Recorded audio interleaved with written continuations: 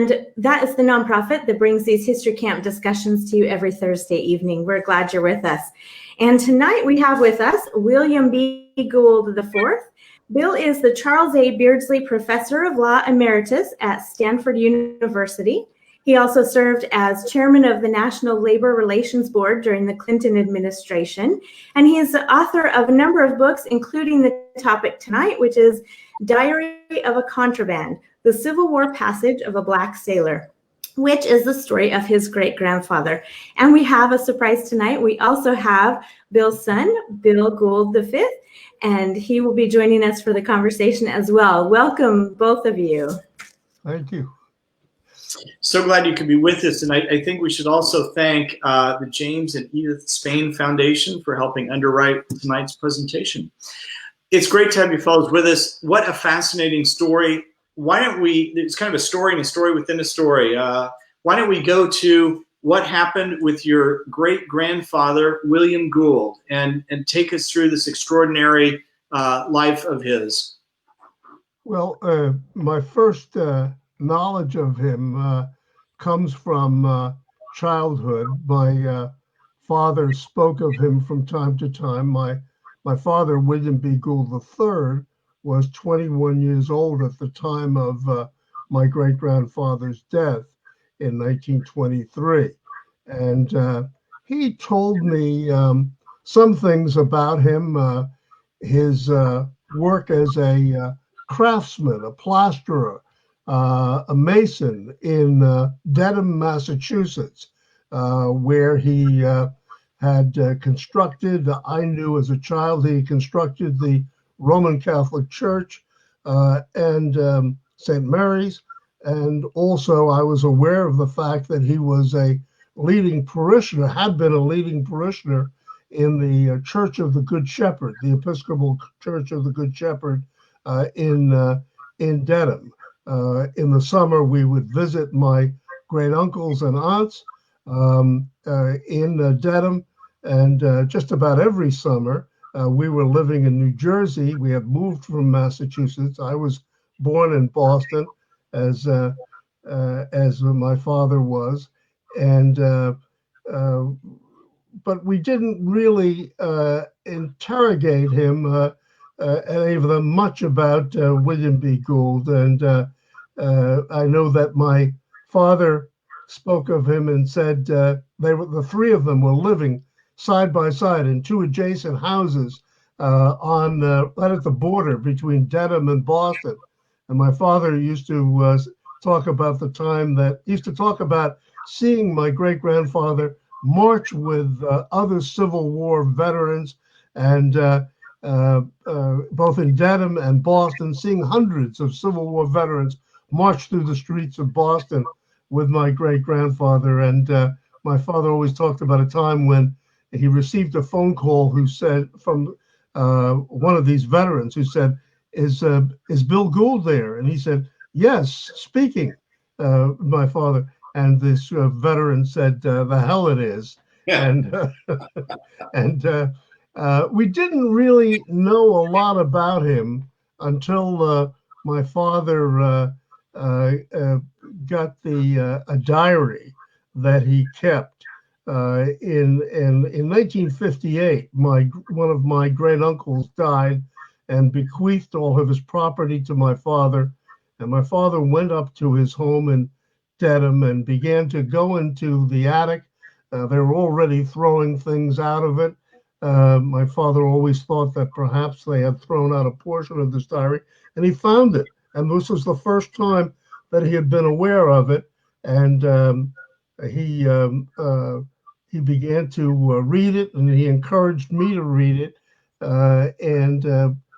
Gradually, we began to find out more about William B. Gould as the result of that diary. There are many mysteries posed by the diary, but and many mysteries still even today. We didn't know at that time whether he was free or slave. Even from reading the diary, we couldn't determine that conclusively.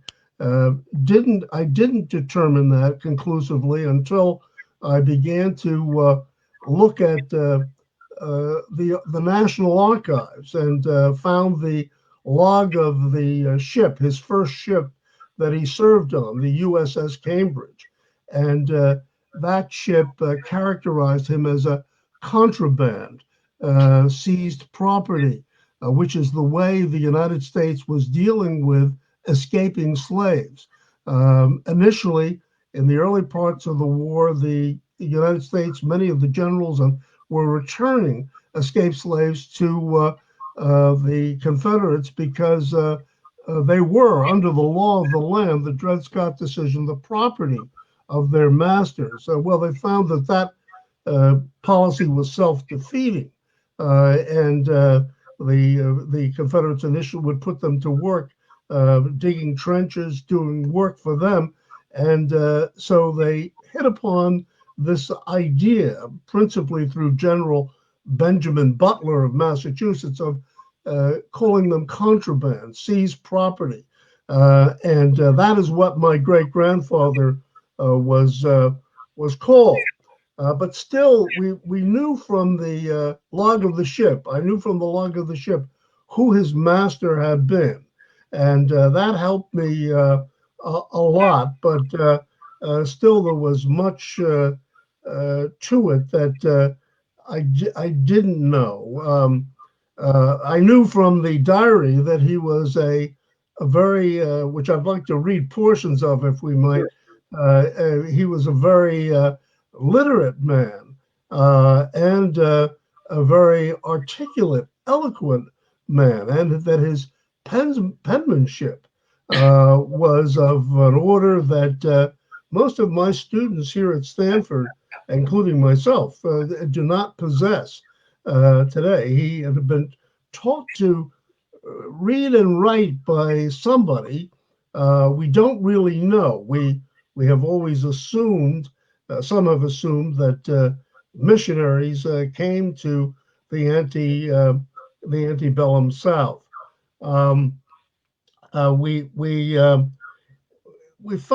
I found through an expert research assistant a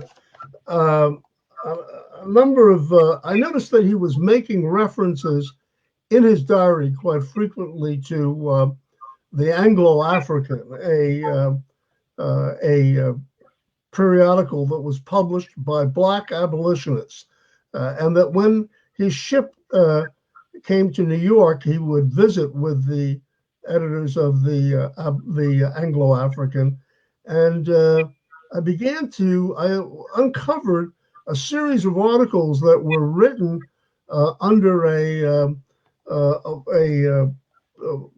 nom de plume, as Olney, and Olney describes a romantic, as he calls it, a romantic narrative, an interesting and romantic narrative in which he describes the escape of 8 men from Wilmington, North Carolina. I'd known vaguely that he might be from Wilmington. My mother and father thought that he might come from Wilmington, but we didn't know much more than that. And this article in the Anglo-African describes the escape by 8 men from Orange Street in Wilmington, and they steal a small boat, and they go down the Cape Fear River, 28 nautical miles, past Confederate sentries, not fearing not to raise the sail. They used the oars exclusively until they got into the Atlantic. And that was September 21, 1862. And when they got into the Atlantic on September 21, they were picked up by the USS Cambridge, which was a steam frigate of the United States Navy. The United States Navy was fairly slow in forming. It was a sleepy, backward Navy. But Lincoln hit upon the idea of strengthening the Navy because he saw that the Navy would serve two immediate purposes and a third one as well. And William B. Gould participated in two of them. One was the blockade of the South. And William B. Gould on the USS Cambridge patrols the southeastern states, the North Carolina, South Carolina, Virginia, and they are trying to intercept supplies that are going to Lee's army in Virginia. The second role of the Navy, and William B. Gould is not part of this, was to seize the navigable waters inland. President Lincoln said, I hope that God is on my side, but I must have Kentucky. And Kentucky was terribly important. A lot of people don't understand this about Lincoln today, and this is in part explains his prevarication. He was not clearly a civil rights enthusiast by anything that we can judge today, but he did hate slavery, and he was willing always to compromise about slavery. And one of the things he was concerned about was the border states, because he wanted to get control of the Mississippi and the Missouri, and it's the control of the Mississippi through our Navy that produces the first great victories for the United States. And the other role that the Navy is to play is to seek out the Confederate ships that are being built by unfriendly European countries like Great Britain and France. He and my great-grandfather, towards the end of the war, is part of that war effort. But in the beginning, he's part of the blockade, and his ship ultimately goes to the north. Many of the sailors on the USS Cambridge are from the north. They are given some respite. I want to read just from his some of the battles that they had off the shore of the southeast. He says, coming up to Fort Fisher in North Carolina, he says there many of the shots coming from Fort Fisher by the Confederates, he said, are too close to be at all agreeable. He says, he says his ship takes a lot of fire from the fort a few days earlier, but he said the rebels had done some very close shooting, showed they knew their work. And at another point in mid-November of 1862, he said, we told them good morning in the shape of a shot, and we bore down and sent our respects from our Parrot, which is the ship's gun. Well, that's the way he writes, and he is the master of understatement, but he is also the master of passion. And one entry, which we think he made before he began his service for Uncle Samuel, as he calls the United States, he says this. He says, we will now begin by looking far into the past, far beyond the Declaration of Independence of 76, to that memorable day, the 11th of December, 1614, to 1619, I think, when 11 Negro slaves landed at Jamestown, Virginia, and ask you, was it for any act of friendship that those benighted Africans were torn from their loved homes on the free plains of Africa's shores and transferred to the wilderness of America? Was it an act of friendship that those Dutch traders exposed those Negroes for sale? Was it an act of friendship that caused them to buy those misfortunate ones and to make them the hewers of wood and drawers of water, to clear their land, to build their cities, and to feed their mouths. And from the doings of that eventful day spring all the evils of slavery in this country. From that day's work spring and here the diary is incomplete. That passage is incomplete. Well, that gives you some sense of the passion of William B. Gould and his belief in the cause that he was fighting for. You know, approximately 17,000 black sailors were in the Civil War. 7,000 of them came from the Confederate States, like William B. Gould. They were part of the silent black exodus to the north. We have read a great deal about the Underground Railroad, as important as it was, but this was an Underground Railroad that in many ways had more significance because this put arms in the hands of slaves. The United States Navy, prior to the United States Army, which had banned blacks from serving from 1793 to 1863. The United States Navy recruited blacks even prior to William B. Gould's service, although in 1862 they begin to affirmatively recruit more blacks, in part because of a shortage of manpower. The draft doesn't affect the Navy as it affected the Army, and they needed manpower both prior to the time that William B. Gould came there and after. The diary really tells us a lot about his service.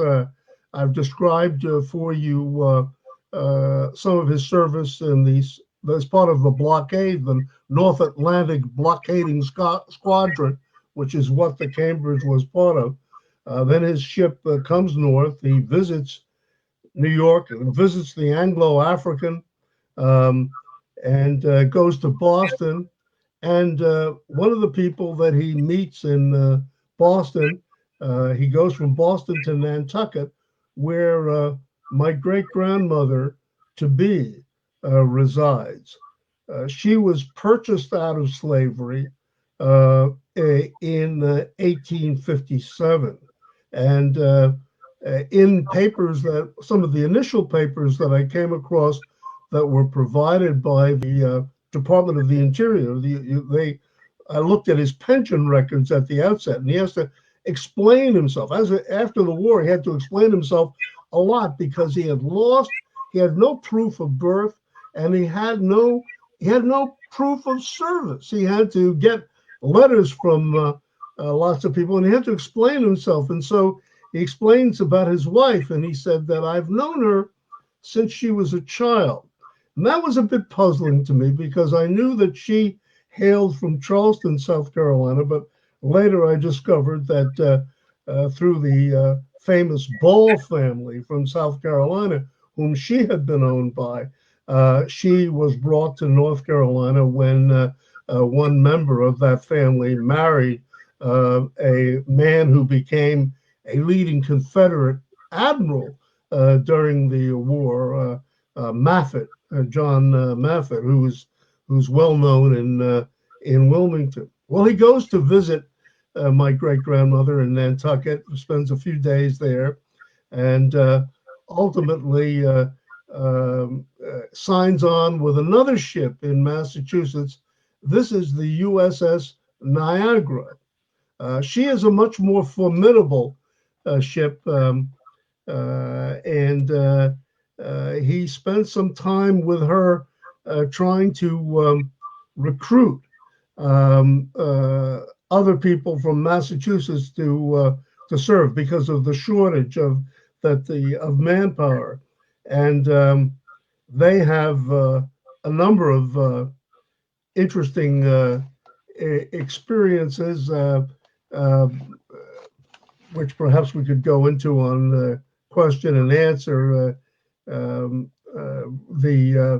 But they chase a Confederate ship up to that has grabbed. They chase a bunch of Confederates that have grabbed a Union ship, taken her up to Canada, which of course is possessed by Britain, and he goes up there as part of a group of ships to recapture her, and describes some of the hostility of the Canadians towards them, because they're not they're taking the British view of the war, which was fairly hostile to the United States, and they then save an Italian ship in the Atlantic, and then finally they go about their basic purpose. On June 1, 1864, they set sail for the Atlantic, for Britain, across the Atlantic, and they are hoping to get the Alabama. You know, not too many people know too much about the United States Navy, except the Merrimack and the Monitor from school. But a lot of people know about the Alabama. She, sailed around the world and captured, burned American merchant ships, and we were quite concerned with getting the Alabama. And as they get into Britain, he says this on June 24, 1864. He said, we took on board an English pilot who brought us the glorious news of the sinking of the Alabama. He said, while we would have liked to have get a shot at her, we are satisfied that she's out of the way. And years later, in a special article that he did on the 50th anniversary of the war, he said that his crew on the Niagara was almost as proud of the sinking of the Alabama as if they had done the deed themselves. And they go on to look for other ships, and they finally do capture a Confederate ship in the Bay of Biscay, the Georgia, on August 15. He said, we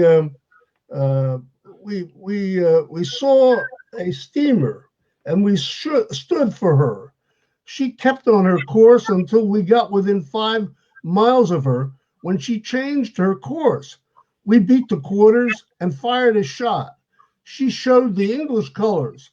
We fired another. When she came to, we boarded her and found her to be the rebel privateer Georgia, having come from Liverpool on her way to refit as a cruiser. She is a very pretty a vessel. He said that they said this. He says this capture makes our crew feel very proud. They said they had shipped in her to go to the coast of Africa, but they made a short voyage. The Georgia is one good deed for the Niagara, and we hope that there will be many more before this cruise is up. Well, they do follow a ship in one of the new ironclad ships. You know, the Confederates were ahead of the United States in building these ironclads, and they tried to chase the Stonewall, which was a major ironclad down off the coast of Spain and Portugal, but were not successful in doing so. His commander he felt wrongly got in some trouble after the war from officials who felt that he had not pursued the Stonewall as vigorously as he should have. But they do return in 1865. I had the great privilege of going to a lot of the places that he went to. He's lying in wait for the Stonewall in Spain, in the province of Galicia, and I went to the place that I saw it as I think he saw it, the way he described the river that they went to, where they were waiting for the Stonewall. And then he goes to Portugal, and I saw again where his ship was fired upon by the Portuguese, who said that they were violating neutrality laws that they had. And I went to Belgium, where he sought where his ship went to seek intelligence. I went to Ireland, to where he said they were greeted enthusiastically. So they return in 1865 to Massachusetts, and but before returning, he learns of the surrender of Lee to Grant, and he said he's still in Spain at that point, and he said, on my return, I heard the glad tidings that the Stars and Stripes had been planted over the capital of the defeated Confederacy by the invincible Grant. While we honor the soldiers who have done so much, we must not forget to whisper, for fear of disturbing the glorious sleep of the many who have fallen. Martyrs to the cause of right and equality. Martyrs to the cause of right and equality. And that is in many respects, it seems to me, the centrality of William B. Gould. Why this war was so important to him, and why the principles involved that came to be involved in 1862 were so important. His ship comes to the Charlestown Naval Shipyard on September 29, 1865, and he says, we're at the Navy Yard, Charlestown, and I have a photo of I took a photo of the building that he came into when he got his discharge. He said, at 5 o'clock, I received my discharge, being 3 years and 9 days in the service of Uncle Sam, and glad I am to receive it, being paid $4.24. So ends my service to the Navy of the United States of America. And that is the last entry in the diary. I don't know how you would like to proceed here. That is really remarkable. What a life, what a voyage. Do take us up to Dedham. We understand that there is a park that has recently been named for him in Dedham, and a committee working on building a monument or memorial. So why don't you take us from the Navy Yard through the rest of his life? Yes. Well, what I'd like to do, if we have time, is not only do that, but take us back a little bit to Wilmington itself as well. But I'll go to Dedham first, which is where he settled in a few places in New England prior to Dedham. He settled initially in Nantucket, where my great-grandmother was, and we have seen and taken pictures of the church that they were married in Nantucket on November 22, 1865. And one of my great aunts I knew her as a child, was born there in Nantucket in 1866. And they then go to New Hampshire and to Taunton, Massachusetts, and they come to Dedham.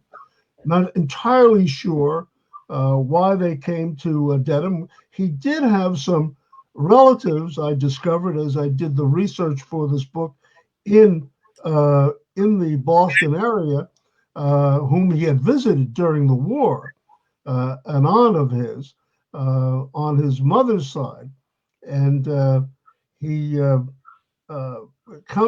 come to Dedham, and he, in 1871, he is one of the founders of the Church of the Good Shepherd. I didn't know that as a child.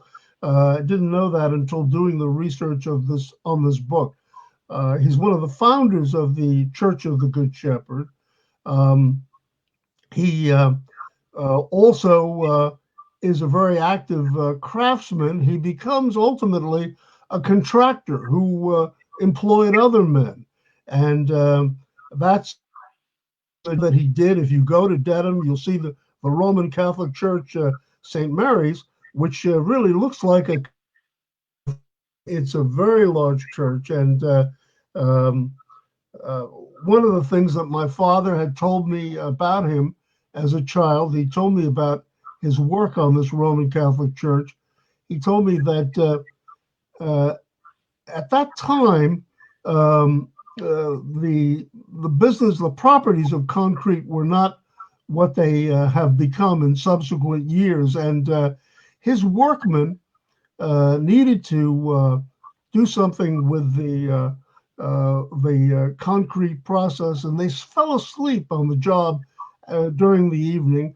But it would have been very easy for him to disguise this, and no one would have been the wiser until maybe 30 years later, as they began to have trouble. And he ripped the whole thing out at great expense to himself. My father said he became almost bankrupt as a result of it because of what these workmen did, and rebuilt it. And because of that experience, Dedham was predominantly, and may well be today, predominantly Roman Catholic, German and Italian, German and Irish immigrants. His name was very special. I want to tell you just a bit more about that in a second, but the other major role that he played was he was a very active participant and leader in the Grand Army of the Republic, the veterans organization, which of course was very concerned about getting pensions. And actually, his petition for a pension, which he was successful in getting, is how I got the initial amount of information about him and his wife, Cornelia Reed, from Charleston, South Carolina. So he plays a very active role in the Grand Army of the Republic, and it becomes the commander of the top position of the GAR, as it was referred to, in 1900 and 1901. We have a photo of him in the book with his hat that they wore. And actually, I have it right here in the house in Stanford. And this is another area that he's very active in. If I could read you, before going back to Wilmington, read you his obituary. His obituary, which I came across in doing this, is in the Dedham Dedham transcript, and the headline says, "East Dedham mourns faithful soldier and always loyal citizen. Death came very suddenly to William B. Gould, veteran of the Civil War." And in the article, it said, William B. Gould, one of Dedham's best known citizens, died of heart trouble at his home. He was the son of Alexander and Elizabeth Moore Gould, and was born in Wilmington, North Carolina, November 13, 1837. He came to Dedham in 1871, established himself as a brick mason contractor, a business from which he retired several years ago. And then it goes on to tell about the places of his service in the war and his experience as with the GIR, his leadership role with the GIR. Now, Dedham is, as you mentioned, is establishing a park with his name, and they are talking about some kind of memorial down the road, perhaps in a matter of months or years. But one thing that is not known in Massachusetts, we of course feel very much part of Massachusetts. My parents, one of the reasons we've come to Dedham every summer is that I think my parents always thought that although we had moved to New Jersey in 1940, when my father went to work at Fort Monmouth, we would return to Boston. And I can remember the things that my father would show me in Boston. He would show me, and I've talked about this with many people recently, Mayor Curley's home. My father worked for Mayor Curley in the Great Depression, and he had many great stories about that. So our focus was on Massachusetts. Didn't know very much about Wilmington at the beginning of this at all. And John Hope Franklin, one of the leading historians of this period and of the role of blacks in the United States, was a friend of our family, and I was able to get him to come as a visitor to Stanford Law School, and he read the diary, and he wrote some annotations, and which I still have in my office in the law school. Well, in 1989, I took a visiting position for a semester at Howard Law School in Washington. Some of the Goulds had gone to Washington as well. My great uncle was on the faculty as the dentistry faculty in Howard. And at that point, I drove down to Wilmington, and I stopped off and spent the night with Dr. Franklin, Professor Franklin, at his house, and we had breakfast the next morning. And I always remember what he said to me. He said, I wish I could go with you. I wish I could walk the streets with you as you look for him. Well, that's what I was doing there. I didn't know a soul, just walking the streets. A very cold time of year, December of 1989, and I was not to return until almost a decade thereafter, and got to know a number of people who were very much involved in the Civil War. And one of the first things I did was I went to one of the most elegant antebellum mansions in Wilmington to a Civil War seminar, and I admired the work on the walls, the masonry, the plaster. I came back to Stanford, and a couple of months later, I received this very excited phone call from the curator of the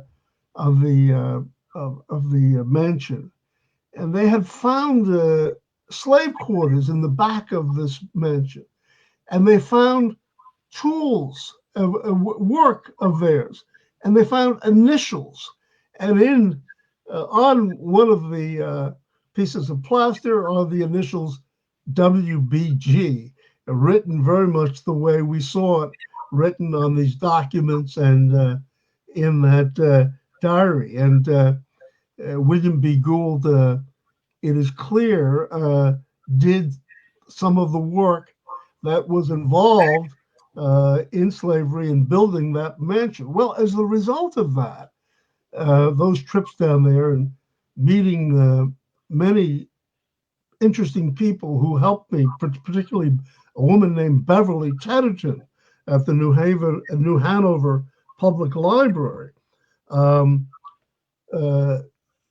Wilmington created special kiosks at the exact place that William B. Gould escaped from, on Orange Street in Wilmington, describing his escape and describing the escape of other comrades right around that period of time.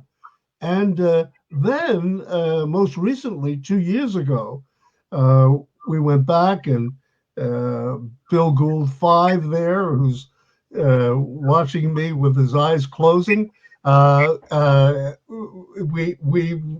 all went down there, and they created a marker. The state created a special marker honoring William B. Gould in front of the Bellamy Mansion. So in a way, Wilmington has focused upon, kind of serendipity, Wilmington has focused upon this man first. And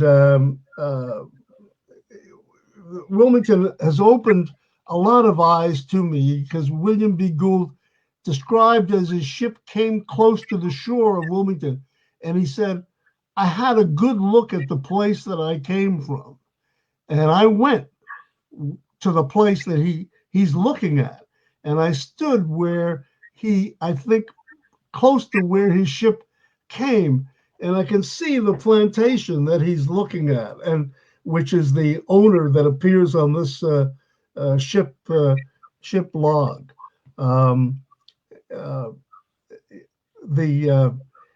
So I think his memory has been very important to many generations of our family. There are now 6 William B. Goulds, and you're looking on this picture at the 5th one, and there's a 6th one who is one of his part of his family, his son, and there were 3 who went before me, and all of those three had a much exposure to the military. My grandfather, William B. Gould, who died in 1932, served in the Spanish-American War. And we have the papers that show his departure from Boston and the greetings that they received on coming back at the end of the war.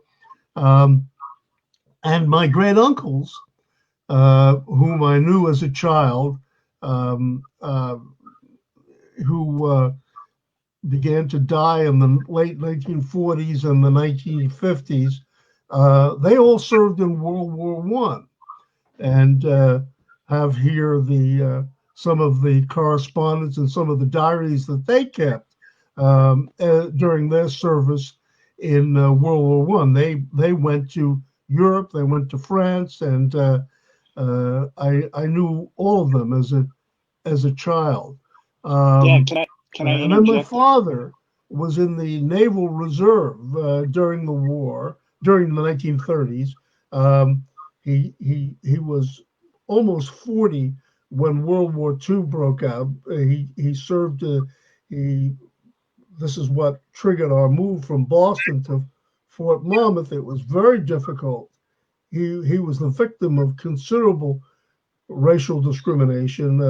I feel that William B. Gould III, was the greatest man that I ever knew in my life, and he suffered so much unfairly. But he persevered. He made a great life for himself, and he got this job in Fort Monmouth as an engineer. He had been to Worcester Polytechnic Institute in Worcester, Massachusetts, and we came down to New Jersey, and that's how we happened to be doing these excursions from New Jersey to Dedham every summer. What a remarkable, again, story and family. I wasn't sure if Bill, were you saying something there that you wanted to contribute? Oops, I think we just need to maybe unmute. Oh, sorry. There we go. There's a great photo that the NAACP magazine that I would encourage everyone to take a look at. It's I think in 1918 of the Goulds, and so it's a great photo. Yeah. 1919. Yeah. Yeah. So anyway, it's a great family photo of all the Goulds in their military uniform that they published. Shortly after many NAACPs, in the country were founded. So it was in the Crisis magazine. So it's a great sort of family photo that kind of illustrates some of the things that my dad was describing about William B. Gould and his sons. Absolutely. It said it first appeared in a book about Negroes in the Great War, and it may have appeared in Crisis first, and then in this book, Negroes in the Great war, and in either in that or in Crisis, it says the Goulds, a fighting family. This has just been so interesting. We've had some questions specifically about Dedham, and excuse me. Is there some marker at his house, or do you happen to know the address there in Dedham if somebody wanted to go to that house? The address is 307 Milton Street. That was his house. There's no marker there. I don't know precisely where this park is, and I have it's all been done so recently. I don't know whether I've ever been there. I've been around Dedham, particularly as a child. I visited at Harvard Law School in 71, 72.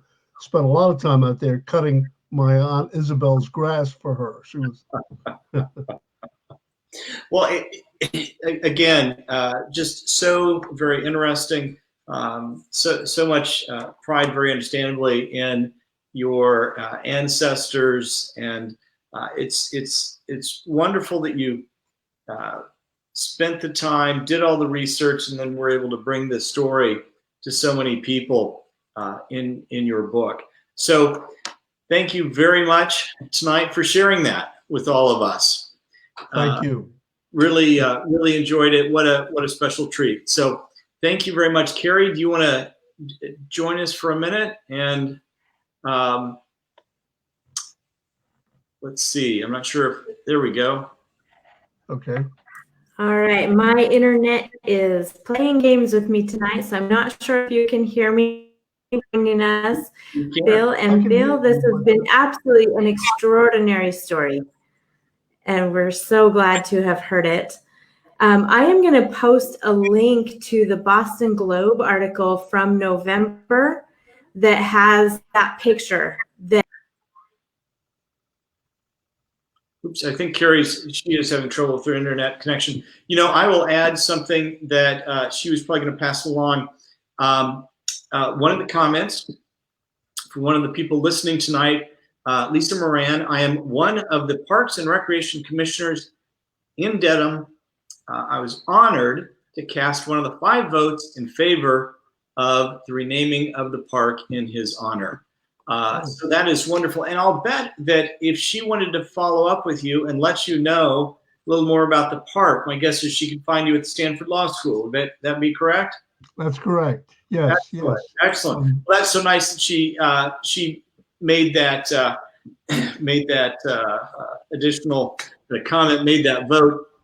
Thank you so much. We're going to post a link to the book in the chat and the comments.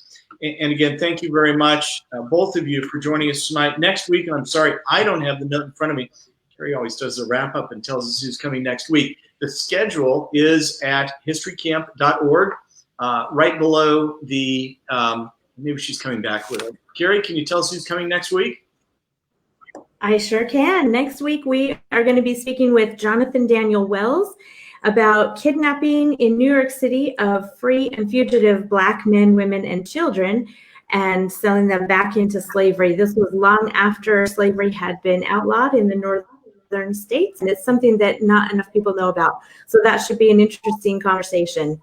So we look forward to seeing you next week, and thank you so much for joining us this week. Thank you. Thank you.